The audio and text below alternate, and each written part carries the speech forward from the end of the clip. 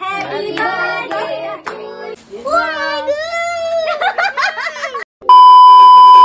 Birthday invitation এলে আমি মাথা খারাপ হয়েছে যে কিতা গিফট দেওয়া যায়। তো আমি যেহেতু ড্রেস পছন্দ করি যে আমার কেউ যদি ড্রেস দেয় আমি খুশি হয়েছি। তো আমি এখানে দিদি লিগা লই লাইছি একটা টি শার্ট। তো আজকে যেহেতু গণেশ পূজার দশমী আমার যাইতে অনেক টাইম লাগে গেছে, কারণ টাউনে এত বেশি জাম আসলো আর এখানে টুকটুকালা খুব গান শুনে।